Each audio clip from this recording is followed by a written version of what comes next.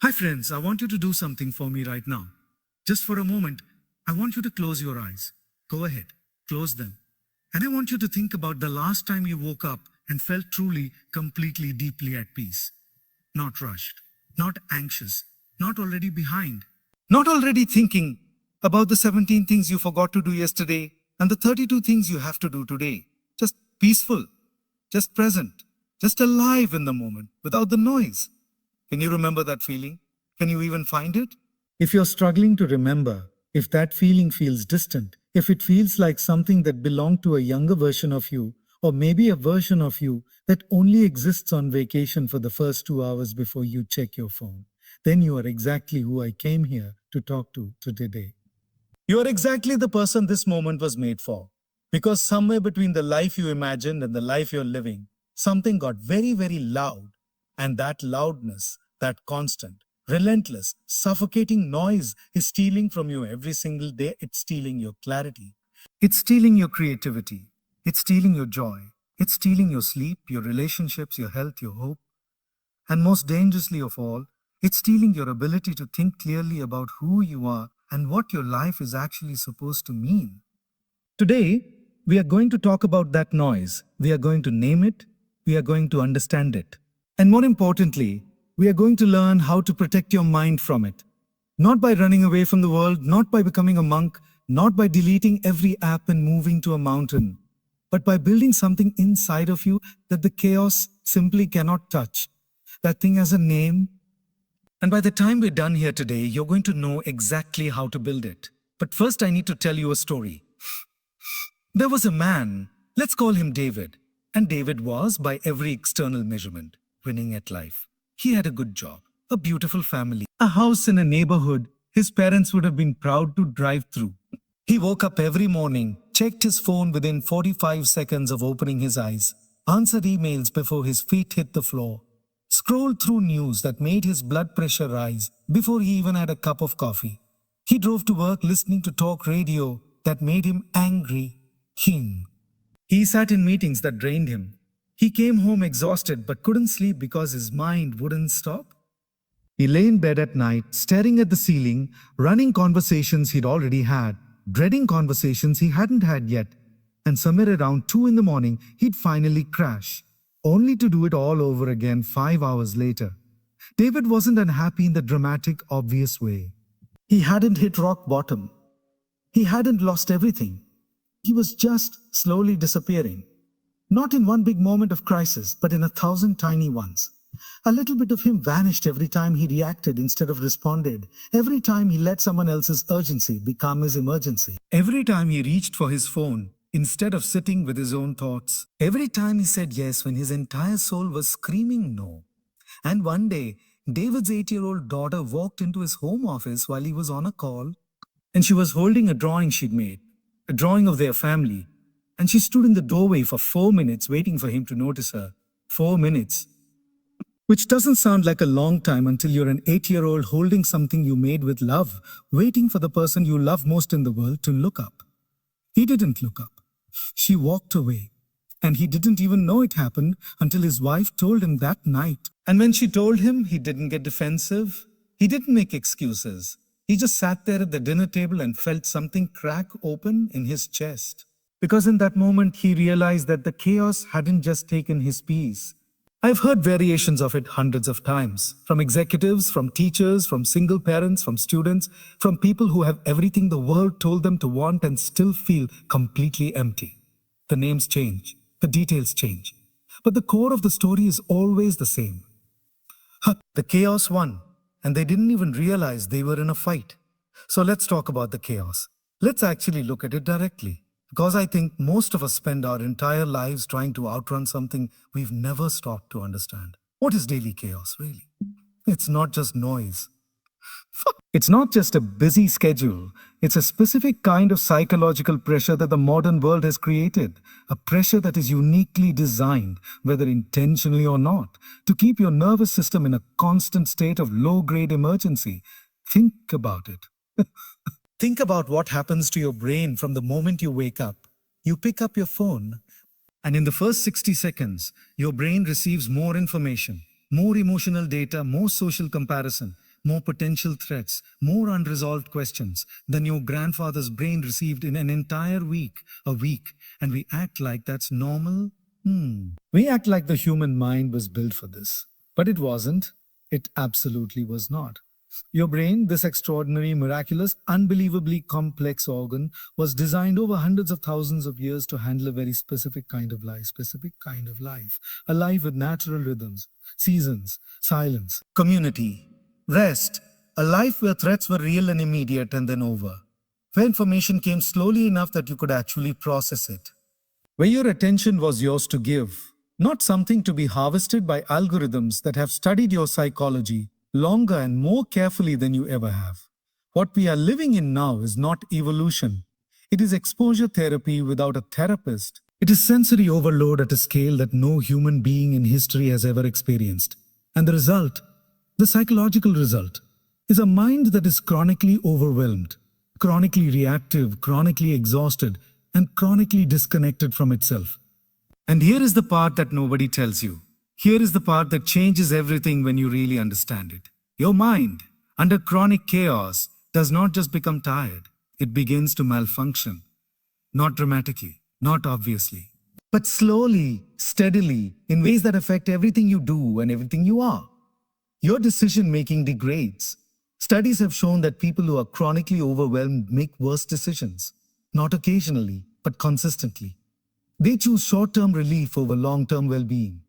They say yes to things they should say no to and no to things they should say yes to. They confuse urgency with importance and spend their lives putting out fires that shouldn't have started and ignoring the foundations that are quietly crumbling. Your creativity disappears. Not because you're not creative, but because creativity requires something that chaos destroys completely. Mental space.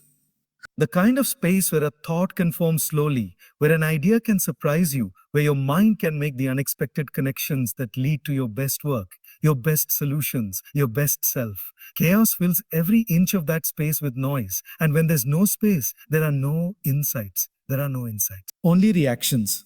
Your empathy shrinks. This one is devastating. When your nervous system is chronically overwhelmed, it goes into self-preservation mode. And in self-preservation mode, you become less able to feel what other people feel, less patient, less generous, less present. You love the people in your life. You know you do, but you're too depleted to show it the way they deserve. And they feel it. And you feel guilty. And that guilt adds to the weight. And the weight adds to the chaos. And the cycle deepens. Your sense of self erodes. This is perhaps the most dangerous consequence of all. When your mind is constantly filled with other people's content, other people's opinions, other people's emergencies, other people's agendas, when does your own voice get to speak? When do you sit quietly enough to hear what you actually think? What you actually want? What you actually believe? Most people, if they're honest, truly courageously honest, haven't heard their own inner voice clearly in years. Because the chaos is always louder. And so you start to shape yourself around the noise instead of around the noise instead of around your own truth. You start to live reactively instead of intentionally. You start to become a collection of responses to other people's inputs rather than the author of your own story. And that, my friends, is the real cost of daily chaos, not the stress headaches, not the poor sleep, not even the missed moments with the people you love, though all of those matter enormously. The real cost is this: you lose the thread back to yourself.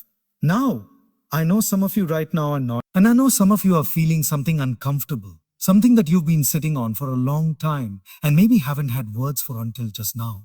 That feeling of being busy but not fulfilled, of moving but not progressing, of being surrounded by people but feeling profoundly alone inside your own head.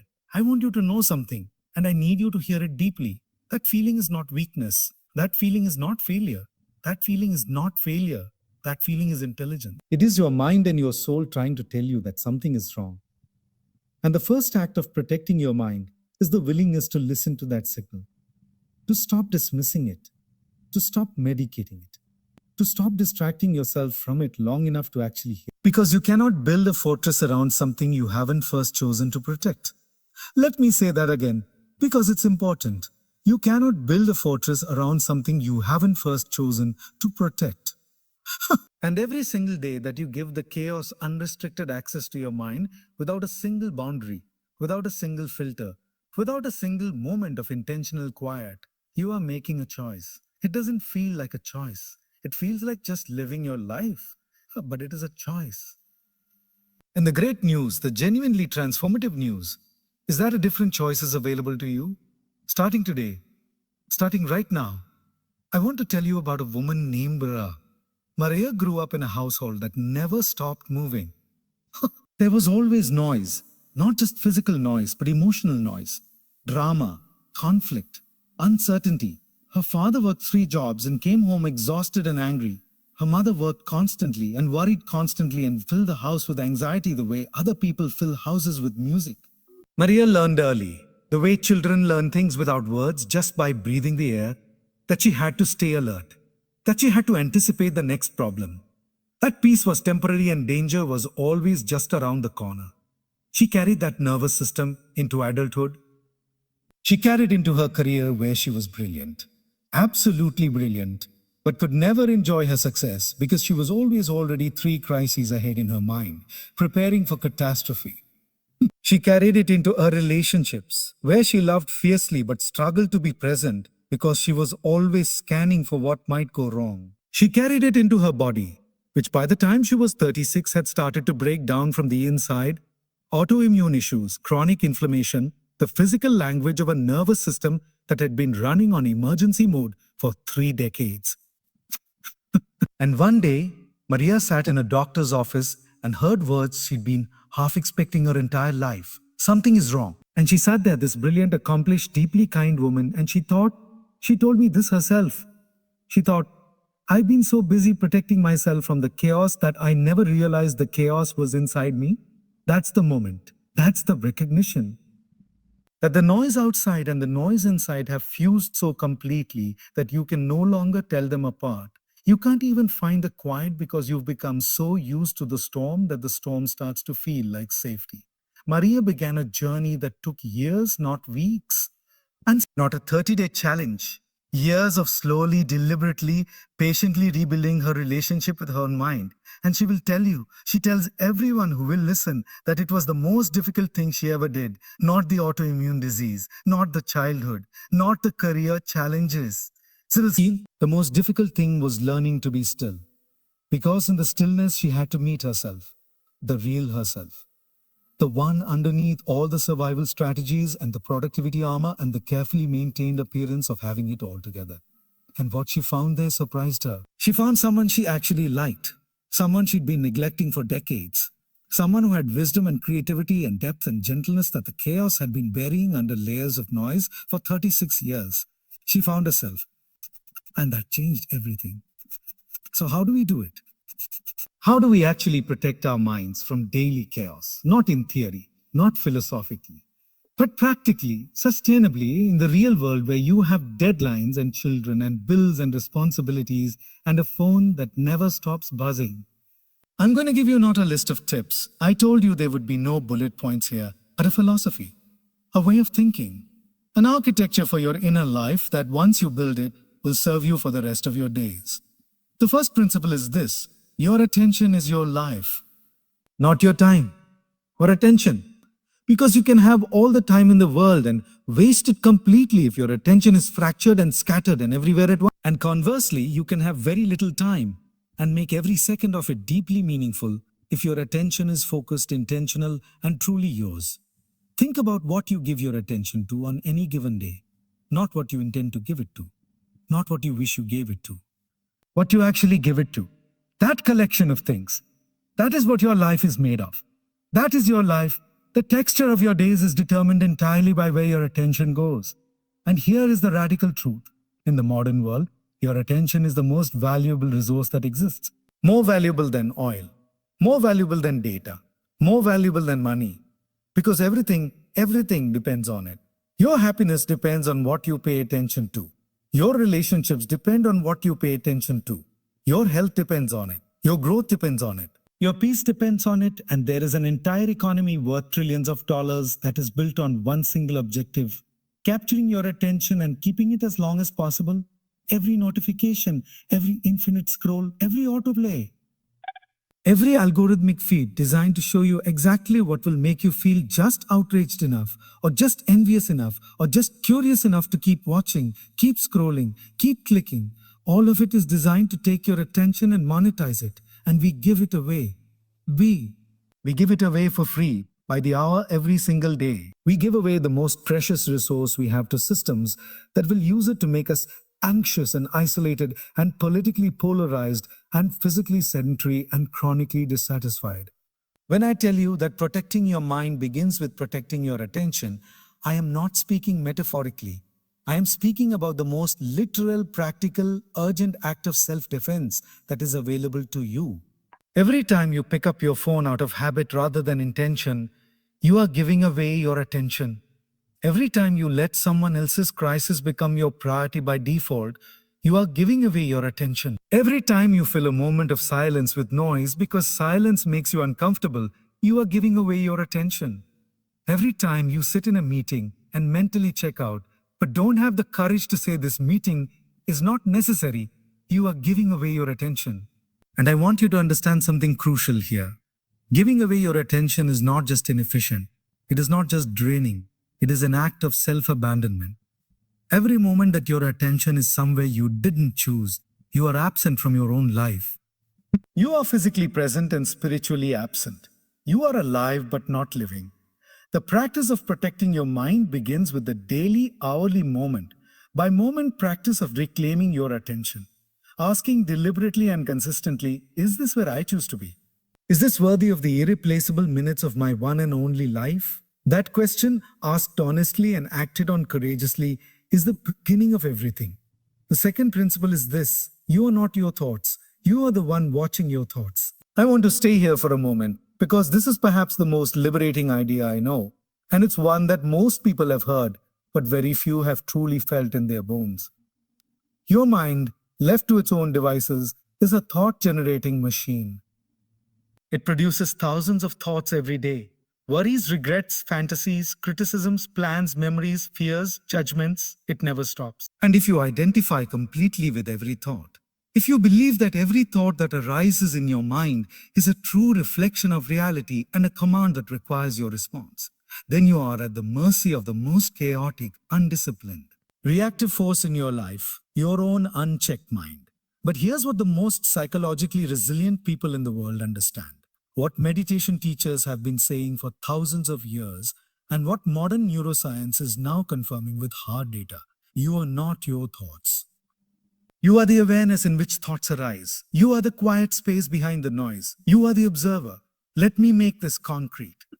The next time a thought arises that says, I'm not good enough, or this is going to end badly, or everyone is judging me, or whatever your particular flavor of mental torture happens to be, instead of immediately believing it, following it, building a whole story on top of it, see if you can just notice it. As if you're watching a cloud pass across the sky, there's that thought again, not fighting it, not arguing with it, not desperately trying to replace it with a positive affirmation that your deeper self doesn't actually believe. Just observing it with a kind of detached curiosity. Interesting, there goes the I'm a fraud thought. Classic, very reliable. Shows up every time I'm about to do something important. When you can do that, when you can create even a tiny bit of space between the thought and your identification with it, something remarkable happens. The thought loses its power. Not immediately, not perfectly, but gradually over time, with practice, the thoughts that used to hijack you for hours begin to pass in minutes. The storms that used to flatten you begin to move through more quickly. You start to understand that your mind produces weather, but you don't have to be the weather. You can be the sky. This is not a passive practice. This is not giving up or checking out or becoming emotionally numb. This is actually the most courageous, active, demanding psychological work there is, because it requires you to stay present with discomfort without immediately trying to escape it.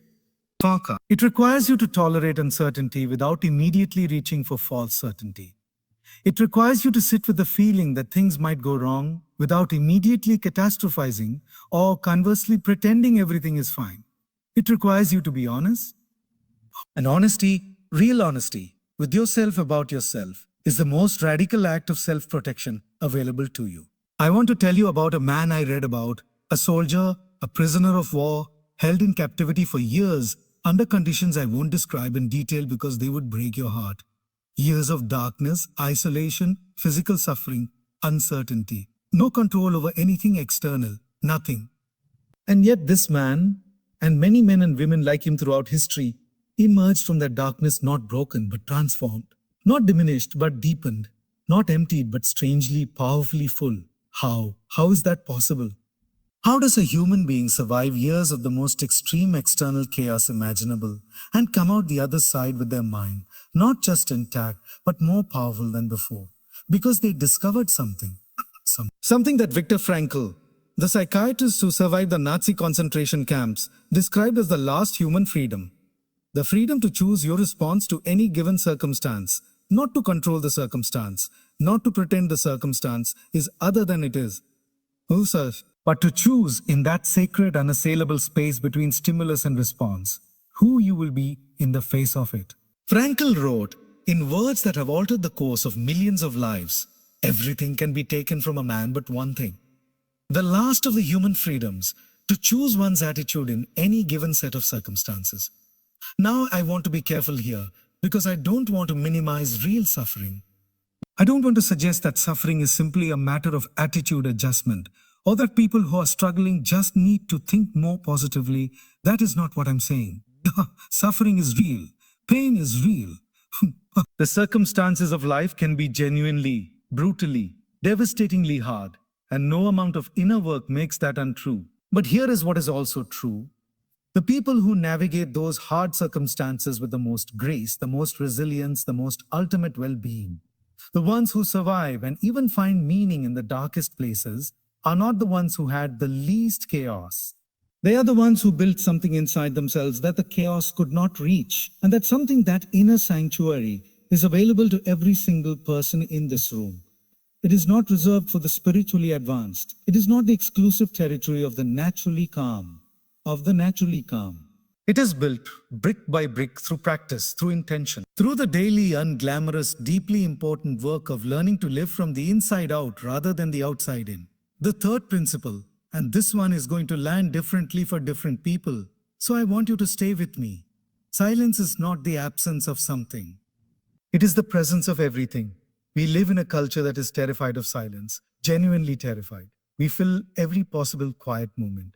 In the elevator, in the car, in the bathroom, at the dinner table, in bed, with something, anything.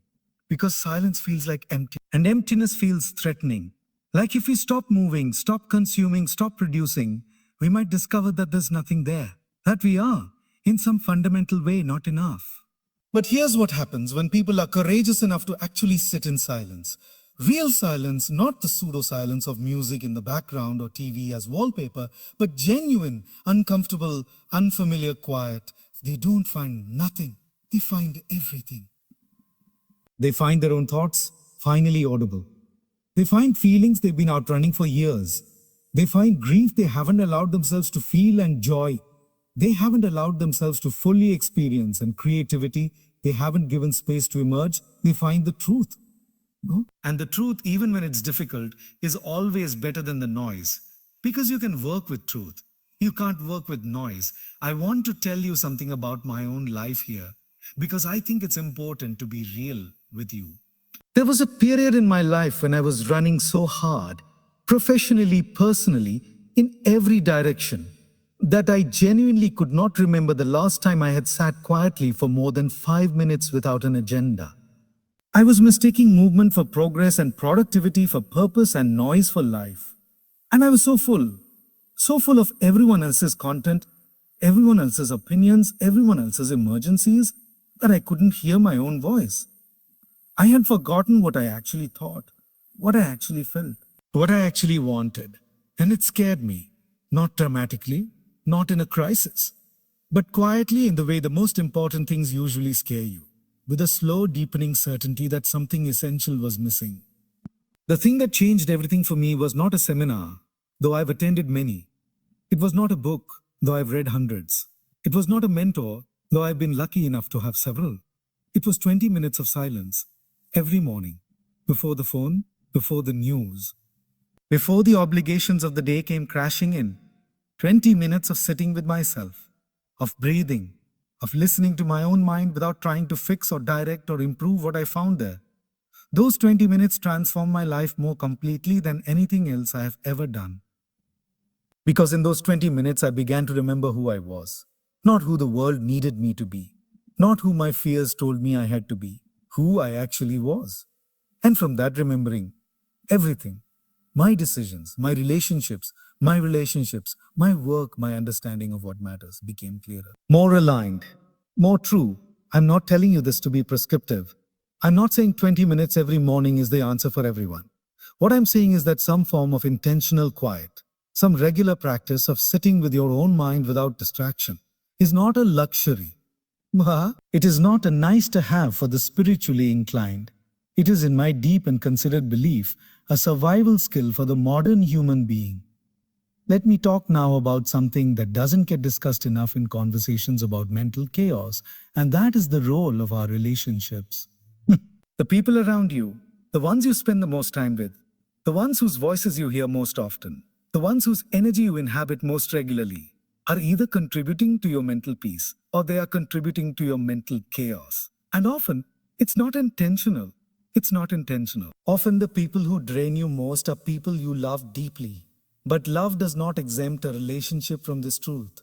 There are people in your life who, when you spend time with them, leave you feeling energized and seen and clear. And there are people who leave you feeling depleted and confused and somehow smaller. Both of these experiences are data. Both of these are your nervous system communicating important information about what that relationship costs you. Now, I am not advocating for ruthlessly cutting people out of your life at the first sign of difficulty. Relationships require investment, patience, repair, and the willingness to show up even when it's hard. That's not what I'm talking about. It is the practice of what psychologists call cognitive flexibility, the ability to hold multiple interpretations of a situation and choose consciously which one serves the truth most honestly. It doesn't mean you deny difficulty. It doesn't mean you pretend things aren't hard when they are. It means you stop adding unnecessary suffering to real difficulty by building elaborate narratives of doom on top of events that are simply events, not verdicts. Now, I want to talk about something that might seem counterintuitive, and it's this: rest is not the opposite of productivity. Rest is the foundation of it. I know we live in a culture that has weaponized busyness, that treats exhaustion as a badge of honor, as proof of commitment, as evidence that you are serious about your goals. I'll sleep when I'm dead. Hustle harder, rest is for the weak. We have built an entire mythology around the idea that suffering is noble, and that the more depleted you are, the more dedicated you must be. And it is killing us, literally. The science on chronic sleep deprivation and chronic overwork and chronic stress is unambiguous and terrifying. We are running our bodies and minds at a pace that they were never designed to sustain. And we are paying for it in anxiety disorders and burnout and broken relationships and physical disease that could have been prevented. But beyond the health consequences, there is this: a mind that never rests is a mind that never grows. Your deepest insights do not come when you are grinding. They come in the shower, on a walk, in the quiet just before sleep. In the spacious moments when you finally stopped doing and allowed yourself simply to be. Neuroscience has a name for this: the default mode network. The part of your brain that activates not when you are focused and productive, but when you are resting, daydreaming, wandering. And far from being offline, this network is actually doing some of the most important cognitive work available to you. Connecting disparate ideas, consolidating memories, processing emotions, generating creative insights that your focused mind was too narrow to see. When you never rest, when every moment of potential quiet is filled with screens and input and noise, you are actively blocking your brain's ability to do this work. You are preventing the insights that could change your life from ever surfacing. You are keeping yourself artificially in the shallow end of your own mental capacity. Rest is not laziness. Rest is part of the work. And protecting your mind means protecting your rest, fiercely, unapologetically, in the face of a culture that will tell you constantly that resting is something you haven't yet earned. You have earned it. You earn it by being a living human being. Rest is your birthright, not your reward. Let me tell you about James. James was a high school coach. Not famous, not wealthy, not anyone the world would have noticed. He taught physical education and he coached the basketball team and he worked in a school in a neighborhood where a lot of the kids came from difficult homes. Some of them had fathers in prison. Some of them had mothers working two jobs and couldn't be there at games. Some of them had already seen more violence and loss by the age of 16 than most adults encounter in a lifetime. James didn't have a methodology. He didn't have a curriculum. What he had was presence. Complete, undivided, genuine presence. When a kid talked to him, James listened. Not while checking his phone. Not while thinking about what he was going to say next. Not while managing the agenda or worrying about time. He listened as if that kid were the most important person in the world. Because in that moment, to James, they were. And these kids who had been failed by so many systems, who had learned not to trust adults, who had built walls around themselves, made of toughness and cool, and not giving a damn, they felt it. They felt what genuine human attention actually feels like. And it changed them. Years later, a former player gave a speech at a fundraising event for the school. He stood up in front of 300 people and said, I was ready to give up on everything when I was 17. I had already decided that no one cared. And then I walked into Coach James's gym and he looked at me, just looked at me. The way you look at someone when you actually see them. And I thought, maybe someone cares. Maybe it's worth trying one more time. That young man went on to become a doctor. Not because James gave him anything material. Not because James solved his problems, but because James, by protecting his own inner life, by cultivating genuine presence through his own commitment to not letting the chaos of the world turn him into a distracted, depleted shell of a person, James could offer the one thing that changed everything. He could actually see. And that is what you become when you protect your mind. Not just calmer, not just more productive, not just healthier, though all of those are true. You become someone who can actually see, who can actually hear, who can actually be present for the moments and the people that matter most, who can actually live the life that is happening right in front of you instead of the one playing out in your overwhelmed, overstimulated, constantly half somewhere, else mind. I want to talk about one of the most underestimated forces of mental chaos, and that is comparison. The relentless, vicious, soul-destroying habit of measuring your inside against everyone else's outside. Social media has turned comparison into an extreme sport. Every time you open Instagram or TikTok or LinkedIn or wherever you spend your time online, you are entering a gallery of curated excellence. The best moments, the best angles, the promotions people got, the vacations people took, the bodies people work for, the relationships that look perfect from the outside, the success stories edited and polished and posted for maximum impact. And your brain, because it is doing exactly what brains do, uses that information to assess where you stand, where you fit, whether you are. And it almost always comes back with the same crushing verdict. You are behind. You are less. You are not as successful, not as attractive, not as loved, not as happy, not as together as the people you are looking at. But here's what you are never shown. You are never shown the argument that happened 5 minutes before that perfect family photo was taken.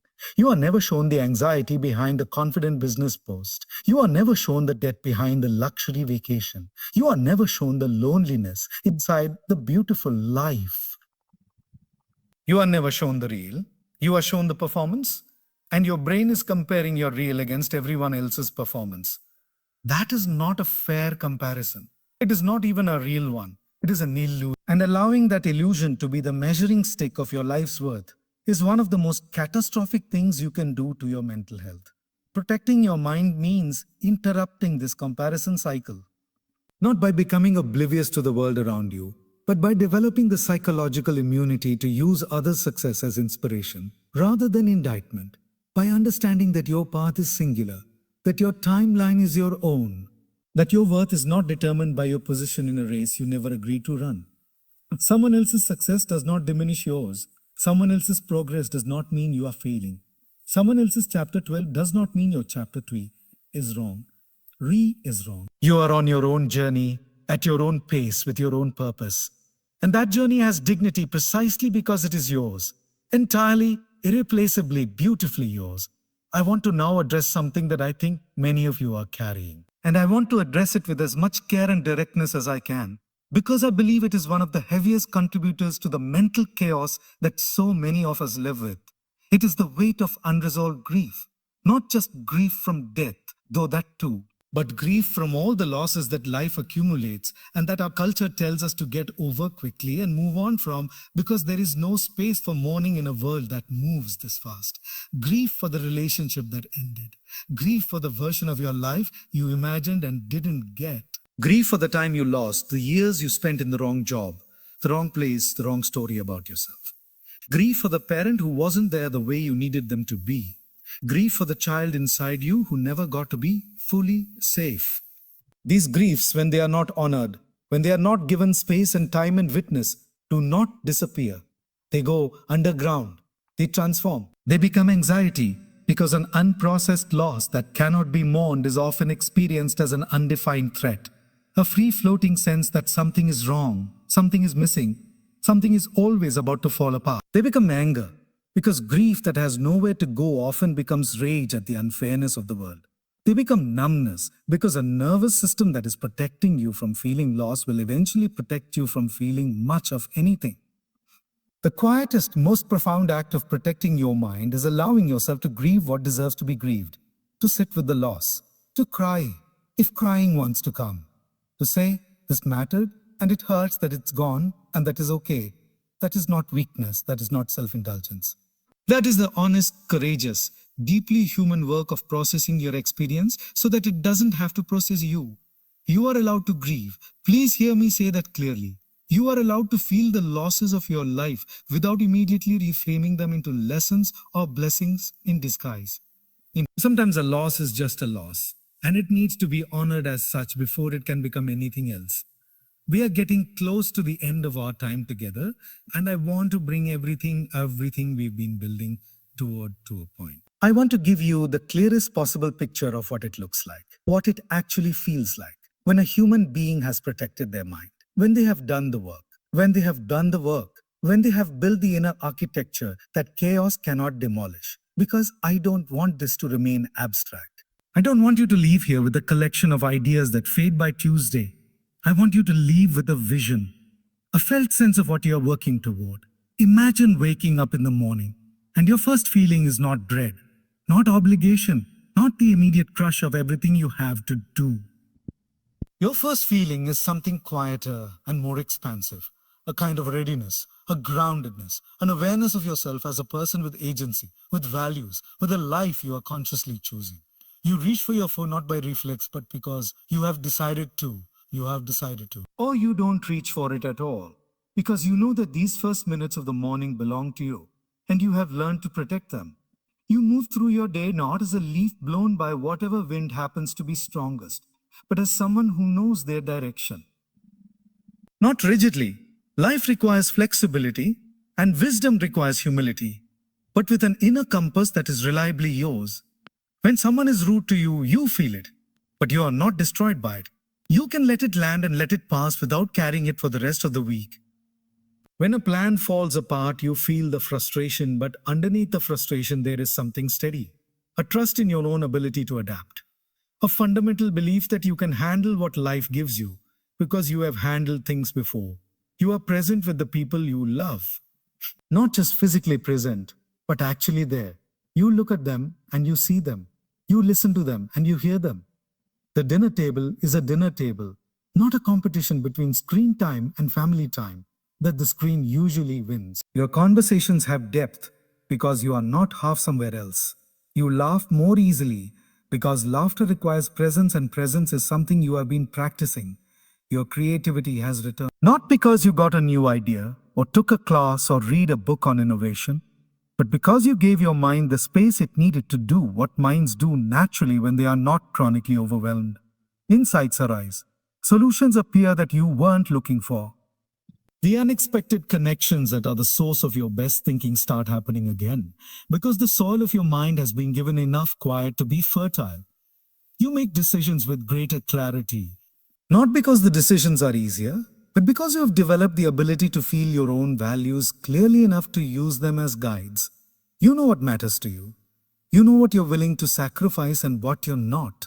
You know the difference between what's urgent and what's important. And that knowledge, that deep lived embodied knowledge, guides you more reliably than any external advice or algorithm ever could. And at the end of the day, when you lie down to sleep, you are able to let the day go. Not because it was perfect, not because everything went the way you hoped, but because you have developed the practice of closing the day consciously, of reviewing it not with harsh judgment but with honest assessment, of celebrating what went well, acknowledging what didn't, learning what there is to learn, and this is the part that takes the most practice, actually letting it rest, setting it down, trusting that tomorrow is a new beginning and that you don't have to carry all of today into it, all of today into it. That is not a fantasy. That is not a description of a perfect life. That is a description of a practiced mind. A mind that has been protected, trained, and honored. And every person in this room has the capacity to live from that place. From that place, single person, I want to close with this. The world is not going to slow down. I wish I could tell you otherwise, but the truth is the chaos is probably going to intensify before it settles. Technology will move faster. Information will multiply. The demands on your attention will grow more sophisticated. The forces competing for your peace will become more powerful, not less. And so the work of protecting your mind is not something you do once and complete. It is not a destination you reach and then rest at. It is a practice, a daily, lifelong, deeply worthwhile practice. The way you might practice music or a language or a physical skill, not with the expectation of perfection, but the commitment to showing up again and again, even on the days when you don't feel like it. Especially on those days. There will be days when the chaos wins. When you get swept up in it, when you react before you think, when you give your attention to things that don't deserve it, when you go to bed at night feeling like you've spent the day being lived rather than living. And those days are not failures. Those days are part of the practice. The question on those days is not, why can't I get this right? The question is, what can I learn? What do I need? How do I begin again? And beginning again, the willingness to begin again without excessive self-blame, without the dramatic narrative of failure, but with the simple, humble, powerful decision to try once more. That willingness is itself a form of mental protection. Because a mind that knows it can begin again is a mind that cannot be permanently defeated. You have been through things. You have survived things. You have carried things that other people don't know about and wouldn't fully understand, and you have kept going.